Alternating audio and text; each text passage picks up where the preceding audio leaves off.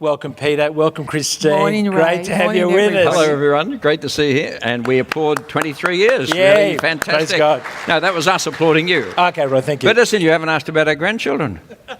Yes. No. I'm a grandfather. Did you know that? No, for heaven's Yes. sake. I did. How Really? How Audrey, many, 5 Audrey. months. Why do they gorgeous, let starting people to like eat. you become Anyway, we won't bore grandfathers? people with the detail. There's a rule. I can share the rule with about being a grandfather. Ready? Yes? Wallet open, mouth shut. Very important rule. Actually, We've done it 20 times. 20 grand. You're a country. You've become a nation. That's what we The do. Jensen nation. Indeed. Well, Christine, like as a mother parenting, what's kind of basic, I didn't prepare to ask you this question. Yes. And you can say pass. Yeah. Like what principles were you keeping in mind as you were rearing? I know Peter wanted 3 kids, you wanted 4, and then God gave you twins. Yes. And went up to 5. But what principles did you operate when you were bringing up children? This will be interesting. I guess I wanted them to be godly kids. I wanted to be a Christian mum. So I wanted to focus on that. But, there were times when I wasn't and when I kind of reverted to type. So, but I just constantly had to think, how can I best bring my kids up and make those decisions based on what I thought God would want for them. Now, Christine, one of your children is preaching in the evening, Dave, and we've got a photo of Dave along with Peter as a nice contrast. In case you're wondering, Dave's on the right and Peter's on the left. He's always loved tattoos, even when he was a teenager. A lot of us here like tattoos, Christine. We embrace that. I know you're not a lover of tattoos. Well, there's tattoos and tattoos. And, oh, that's a good one, though, I reckon. Anyway. He's got, do you know what he's got on his knee? No. 2042, and his brother has as well. 2042. Do you know what that is? Newtown postcode? It is. So if he gets his leg cut off, bitten by a shark, they'll be able to put it back on. Now, I don't know how to come back from that. Now, Dave, look, he was a wild boy there for a while. He's high in testosterone. I've met him. He's very masculine and hyper alpha male, I think, is the way you describe him. Yes. Now, he's after his dad. Yeah, like his father. Thank you. Look, just looking at those photos, like father, like son is what I'm going to say. Well, I played front row. That's because you couldn't see if you played anything. Well, that's true, but still. Now, what was the question I was going to ask? Yes, now Dave, drifted away from the Lord, wasn't confessing Christ, found him, got a girl pregnant, ended up telling you and Peter at about the time Peter became Archbishop. That's a sort of an interesting tension to be experienced. How'd you take the news? Well, it was probably the last straw. It wasn't the first thing he ever did.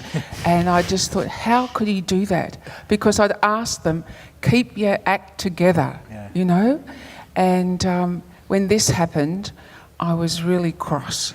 And I remember getting up from the table and walking up to the corridor and banging my head on the cupboard door. Gently, yes. What could you do? And I thought, I just don't need this. But really, how arrogant was that? Maybe I did need it. I didn't want it. But I remember thinking, here was Katie, all alone. She came from Ireland and her parents weren't here. And we were her parents, in a sense. And this was our grandchild. So what could we do? We had to love her. And I said to Dave, you don't have to marry her, but you have to work out what's best for her. What does she want? How can we best support her in that? So it was a long road, but we have Sarah, and she's a delight. Excellent. Well, David eventually became a Christian, though not straight away. That relationship broke down, and we'll hear about that this evening. Yeah. But he's a bit like Homer Simpson, really, I think. In what sense? Well, you know what Homer's like, kind of all self-obsessed and that sort of thing. Do we want to go there? the time. At the time, yes. But at some point, at the end of that, he just got broken and was in, I think, Northern Territory, in the army, and just cried out and finally received Jesus as his Lord and Saviour. What was that like, hearing that news? Well, I kind of was cautiously optimistic, because I didn't think, I thought, okay. But in fact that he came to the Lord through the internet just blew my mind. That in spite of everything he'd heard all his life, God used the internet and listening to sermons on the internet when he was broken to bring him to himself. It was a cause of, I was thankful to the Lord, but just waiting. Well, it took another alpha male and Mark Driscoll to... That's right, it did indeed. Right. Well, Peter, can I ask you a couple of questions? You've been principal of Moore College for 16 years. 16 years before you became Archbishop. Yep. Why are Bible college, theological colleges so important? Because not everyone might quite get that. No, they're of key importance, and I always say that Moore College is one of the most important Christian works in the whole of Australia, and certainly here in Sydney, because the truth of the matter is that, humanly speaking, churches really depend for their whole spiritual life on the quality of the pastors, and a church rarely arises above the spiritual quality of its pastor. It can happen. God is very kind, but generally not. Now, the pastors are trained, of course, and shaped and educated, and their spiritual lives formed at college, not entirely at college, but certainly at college. And a denomination, a group of churches like ours, won't rise above its college. So the college is absolutely crucial for drawing together, shaping the lives of, and preparing for long-term ministry the pastors who are going to shape the churches, and of course go out into the mission field and all that sort of thing. So I would say, my own view is that the college, this is true of any college, but the college is the most important Christian work we do, and I'm saying that bearing in mind how important other things are, by the way. The most important Christian work we do, and in terms of where Moore College is, I think that it's one of the most important Christian works in the whole of Australia. Got to keep praying for more and other Bible colleges, yes, please. Don't we? Yep. Now, then you became Archbishop for 12 years. Something like that. What was the joy in being, it's a funny role. Not humorous funny, but it's like to imagine what an Archbishop does. But I'm more interested, what were the joys of being Archbishop? Well, there were many. There were other things as well, of course, but there were joys. I've seen people become Christians. I've been present while people have become Christians. We've had plenty of opportunities to share the gospel, and some opportunities to share the gospel that you get because you are the Archbishop.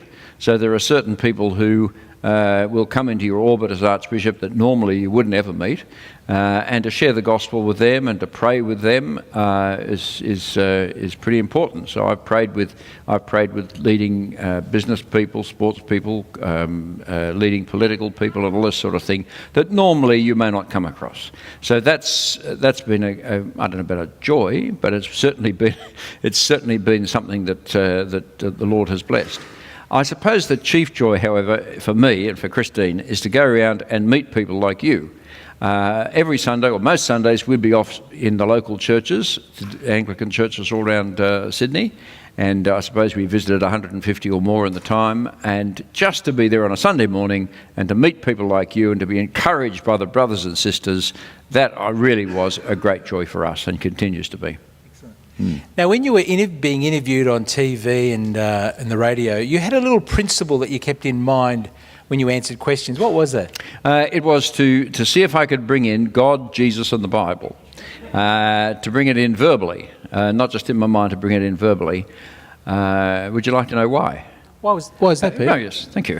Throw you the question, throw it back. I noticed that many times in Christian leaders, when they're in the media, are answering the questions, that's fine, but often the questions are about ethical or political matters or something like that, and they could be anyone. They could be just a politician speaking. What we've got to do, and you've got to do it deliberately. The trouble is, if you're on the media, you're simply answering the questions that come to you. Unless you deliberately think to yourself, I'm going to answer this in Christian terms and I'm going to mention God, Jesus and the Bible, then you'll fail to do so. Now, the other reason for doing it was to give you permission to do it. If you could hear me or a Christian leader out front in whatever media circumstance you're in, talking about God, Jesus and the Bible, it really means that we can do it too. And I just encourage you to be perfectly natural about your faith. Be perfectly happy to say, I was at church at the weekend, or I'm going to this great conference next week. It looks terrific. It's not next week, no, March the 22nd. Yeah. If you want $10 off next week, March the 9th. But I mean, I'd talk about that. You don't have to say a great deal about it, but just be natural about what is really, really important in your life. And that principle was what I was trying to do in the media. Sometimes I got away with it, sometimes I didn't. And sometimes looking back, I'd say to myself, I didn't mention God, Jesus and the Bible there. It might have been a bit hard when they asked me who was going to win the footy competition. You say, well... The Saints, of course. Well, the Saints, yes. That's an easy question to answer. That is so easy, but as a Roosters person, I'm not terribly... That's it. See, now 95% of us are not going to listen to you, so come on, resist the urge. I know that, but my chief team is Newtown Jets. Does that help? No. Newtown, that's an object of pity perhaps more than anything. Peter, Christine, thank you so much. Christine, I don't know if you realise this, but Christine ran a women's ministry at Moore College, and Sandy would come each week from it, and she would say, I just want to be like Christine Jensen, and because she saw Jesus in you, Christine, and thank you for shaping Sandy, and she's been a real blessing to all of us, me in particular. Yeah. And Peter, thank you for your leadership in the diocese at Moore College, especially I think, but along with the being Archbishop, it was under your reign that we got this building and got a gift for over $1 million from the diocese, and believe me, that's a miracle. Am I right? Yep. But it's not the gift. It's your teaching and leadership, and we thank God for you. Yeah, thank you. Let's give a round of applause.